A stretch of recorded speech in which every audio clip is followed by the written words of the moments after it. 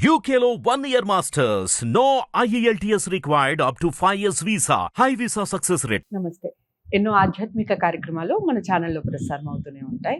మీ నుంచి కూడా మంచి స్పందన లభిస్తుంది. మనందరికీ సుపరిచిత్రాలు ప్రతి నెల మనకి పలకరిస్తూనే ఉంటారు మాస ఫలితాల ద్వారా. డాక్టర్ ఆర్బి సుధ గారు, ప్రముఖ ఆస్ట్రాలజిస్ట్, లైఫ్ కోచ్. ఈరోజు అక్టోబర్ మాసానికి సంబంధించి రాశి ఫలితాలు తెలుసుకునే ప్రయత్నం చేద్దాం. అంతకన్నా ముందు అసలు వివిధ రాశుల వారికి, ద్వాదశ రాశుల వారికి గ్రహగతులు ఏ విధంగా ఉన్నాయి, ఎలా ఉంది పరిస్థితి, ఇవన్నీ తెలుసుకొని ఆ తర్వాత మేషరాశి వివరాలు తెలుసుకునే ప్రయత్నం చేద్దాం. నమస్తే మేడం. నమస్కారం అమ్మా. సో గ్రహగతులు ఏ విధంగా ఉన్నాయి ఈ మాసానికి, అక్టోబర్ మాసానికి అక్టోబర్ సంబంధించి? మాసానికి అంటే సంచారం జరుగుతూనే ఉంటుంది కనుక సో మనకి మోస్ట్ ఇంపార్టెంట్ ఏంటంటే అక్టోబర్లో ఇప్పుడు జరిగేది నేను చెప్పేది. అక్టోబర్ 9th మనకి జూపిటర్, గురువు ఏమో రెట్రోగ్రేడ్ అవుతున్నారు. రెట్రోగ్రేడ్ సంగతి మనం మాట్లాడుకున్నాం. అలాగే ఏంటంటే మార్స్ స్తంభిస్తున్నారు అనమాట. ఇవి రెండు మేజర్ ఈవెంట్స్ అక్టోబర్లో జరగనున్నాయి.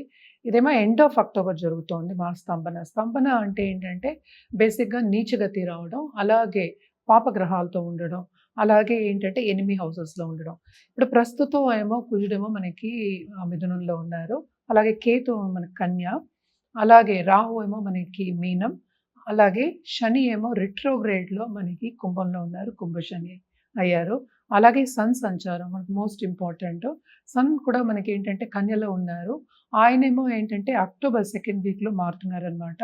ఎగ్జాక్ట్గా మనం చెప్పాలంటే 17th అక్టోబర్. అలాగే బుధుడు కూడాను మనకి తులాకు వస్తున్నారు, కన్య నుంచి తులాకు వస్తున్నారు, ఇద్దరు సన్ అండ్ బుధుడు. బుధుడు కూడా 10th అక్టోబర్ అలా వస్తున్నారు అనమాట. మళ్ళీ మోస్ట్ ఇంపార్టెంట్ మనం చూడవలసింది ఏంటంటే ప్రస్తుతం శుక్రుడేమో మనకి తులాలోనే ఉన్నారు. తులా నుంచి మనకేమో 13th అక్టోబర్ మనకేమో వృశ్చికానికి వెళ్తున్నారు అనమాట. మనకి మేజర్ గ్రహాలన్నీ మనం కవర్ చేసేస్తున్నాం. సో ఎప్పుడు లాగే ఏంటంటే కొన్ని రాసుల వారికి చాలా బాగుంటుంది, కొన్ని రాసుల వారికి ఏంటంటే అంత బాగుండదు. మిశ్రమ గతి అని కూడా మనం చెప్పలేము అనమాట, అంత బాగుండదు.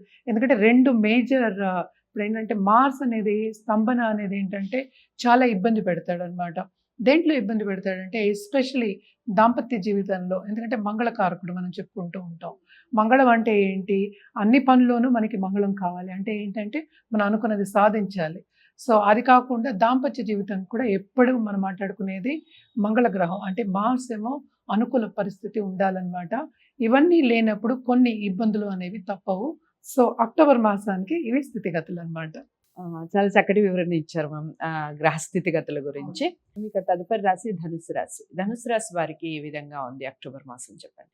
ధనుసు రాశి వాళ్ళకి కూడా మిశ్రమ ఫలితాలే మనం చెప్పుకోవాలి. ఈ రాశికి అధిపతి ఏమో యాక్చువల్గా మనకి సంచారం ఏమో 6 ఇంట్ల సంచారం జరుగుతోంది. అలాగే 12వ లార్డ్, అలాగే 5th లార్డ్ మనకి కుజుడయ్యాడు. సో ఆయన ఏంటంటే 7th హౌస్లో సంచారం జరుగుతుంది. తప్పక వీళ్ళకి ఏంటంటే పార్ట్నర్షిప్ బిజినెస్లో కొన్ని ప్రాబ్లమ్స్, ఒక పార్ట్నర్ విడిగా వెళ్ళిపోవడం అనేది, వాకౌట్ చేయడం కానీ, లేకపోతే లాసెస్ రావడం కానీ ఎక్కువ కనిపిస్తున్నాయి అన్నమాట. జూపిటర్ రిట్రోగ్రేడ్ మనకేమో అక్టోబర్ 9th నుంచి జరుగుతుంది కనుక కొంతవరకు వారికి ఊరట అనేది కలుగుతుంది. అలాగే లక్ అనేది ఫేవర్ అవుతుంది అనమాట. లక్ ఫేవర్ అవడం అనేది దేంట్లో యాక్చువల్గా కెరీర్ పరంగా, అంటే ప్రమోషన్ వచ్చే ఛాన్సెస్, సూచనలు కనిపిస్తున్నాయి. ఇప్పుడు మనం చూస్తున్నాము, లోక పరంగా మనం చూసాము అంటే చాలామందికి ఉద్యోగం లేకుండా అవస్థ పడుతున్నారు. సో నిరుద్యోగులకి ఉద్యోగ అవకాశాలు అండ్ ఆల్సో మంచి ఆపర్చునిటీస్ వచ్చాయి. ఎస్పెషల్లీ ఈ రాశి వాళ్ళకి అక్టోబర్ 9 తర్వాత నేను చెప్పేది మంచి ఉద్యోగ అవకాశాలు వచ్చే ఛాన్సెస్ ఎక్కువ కనిపిస్తున్నాయి. అలాగే మనం చూసాము అంటే ఈ రాశిలో ఉన్న స్టూడెంట్స్ పై చదువులకి బయటికి వెళ్ళాలి అనుకున్న వాళ్ళందరికీ బాగుంటుంది. ఏంటంటే రైట్ పాత్ అనేది కనిపిస్తుంది అనమాట. ఈ నెల కొంతవరకు బాగుంది, మంచి సూచనలు కనిపిస్తున్నాయని చెప్పుకోవాలి. అలాగే మనకి మార్స్ ఏమో స్తంభిస్తున్నాడు ఇక్కడ 8వ ఇంట్లో ఇప్పుడు. సో స్తంభించినప్పుడు towards end of this month వీళ్ళకి తప్పక బాగుంటుంది. అండ్ ఆల్సో ఏంటంటే అనుకూల పరిస్థితి, దాంపత్య జీవితంలో అనుకూల పరిస్థితి అనేది నెలకొంటుంది. అంటే ఇంటర్పర్సనల్ రిలేషన్షిప్స్ కూడా చాలా ఇంపార్టెంట్. సో అది కూడా మనం సంపద కిందే తీసుకోవాలన్నమాట. అది బాగుంటేనే మనం వెళ్ళి బయటికి వెళ్ళి పని చేసుకోగలం కనుక తప్పక towards end of this month వీళ్ళకి కొంచెం మంచి పీరియడ్ అనేది చెప్పుకోవాలన్నమాట. అలాగే మనం చూసామంటే సన్ కూడా ఏంటంటే ఇప్పుడు 11th, అంటే ఏంటి, సన్ ఏమో మనకి 9th లార్డ్ అయ్యాడు. 9th లార్డ్ ఏమో ఎప్పుడేమో మనకి 11thలో సంచారం జరగబోతోంది కనుక తప్పక వీళ్ళకి గవర్నమెంట్తో ఏ పని చేయించుకోవాలన్నా వీళ్ళు చేయించుకోగలరు, సక్సెస్ సాధిస్తారు. గవర్నమెంట్ రంగంలో ఉన్న వాళ్ళకి చాలా బాగుంటుంది. అలాగే ఈ రాశిలో ఉన్న పాలిటీషియన్స్కి ఎస్పెషలీ బాగుంటుంది. వాళ్ళు చేసే కార్యక్రమాలు తప్పక ప్రజల మన్నన పొందుతారు అని ఈజీగా చెప్పగలం. Especially second half of this month అనమాట. కొంత అనుకూల పరిస్థితి అనేది నెలకొంటుందన్నమాట. అలాగే మనం చూసాము అంటే ఇక్కడ అందుకనే మిశ్రమ ఫలితాలు అన్నాం. అలాగే 11th లో 12th లోకి సంచారం జరగబోతోంది మళ్ళీ second half of this month. So అక్కడ మళ్ళీ ఖర్చులు అనేవి మరి ఎక్కువ అవుతాయి. అంటే శుభ ఖర్చులే మనం చెప్పుకోవాలి. ఎందుకంటే జూపిటర్ రిట్రోగ్రేడ్ మోషన్ కూడా ఉంది కనుక సో శుభ ఖర్చులే. ఇన్వెస్ట్మెంట్స్ కూడా వీళ్ళు ఎక్కువ చేస్తారు. ఇన్వెస్ట్మెంట్ ఇప్పుడు చేసింది లాంగ్ టర్మ్లో తప్పక వీళ్ళకి లాభాలు అనేవి ఇస్తుంది. అండ్ ఆల్సో ఎస్పెషల్లీ పార్ట్నర్షిప్ బిజినెస్లో మాత్రం వీళ్ళు చాలా జాగ్రత్తగా ఉండాలి.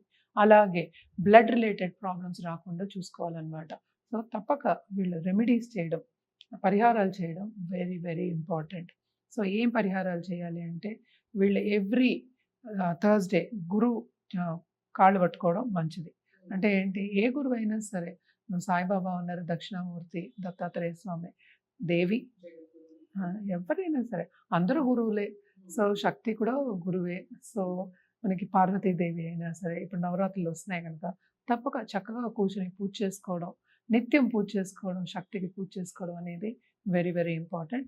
థర్స్డే కొంచెం ఎక్కువ అంటే ఏంటంటే ఎక్కువ కాన్సన్ట్రేట్ చేసి నిష్టగా చేయడం అనేది మంచిదన్నమాట.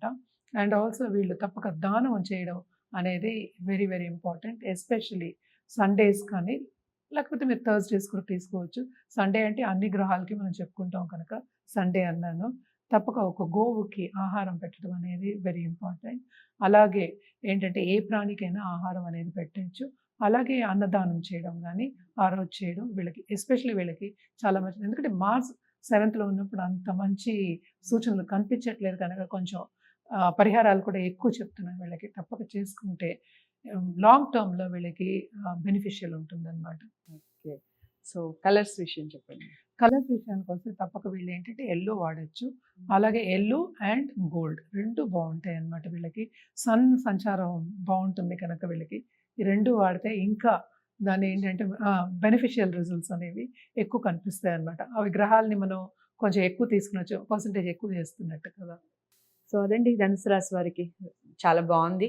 హ్యాపీగా మాసం అంతా గడిచిపోతుంది. ఏదేమైనప్పటికీ పరిహారాలు చేసుకోవడం అనేది కొన్ని విషయాల్లో జాగ్రత్తలు వహించడం అనేది చెప్పదగిన సూచనలు. ఏదేమైనప్పటికీ మీరు జాతకాలని పరిశీలించుకొని పరిహారాలు చేసుకోవాలి. నేను ప్రతి రాశికి చెప్తూనే ఉన్నాను. డాక్టర్ ఆర్బి సుధ గారిని మీరు కలవాలి అనుకుంటే, జాతకాలని పరిశీలించుకోవాలి అనుకుంటే స్క్రీన్ మీద కనపడే నెంబర్కి కాల్ చేయండి. వీడియోని లైక్ చేసి షేర్ చేయండి. ఛానల్ని సబ్స్క్రైబ్ చేసుకోండి. తదుపరి రాశితో మళ్ళీ కలుద్దాం. నమస్తే.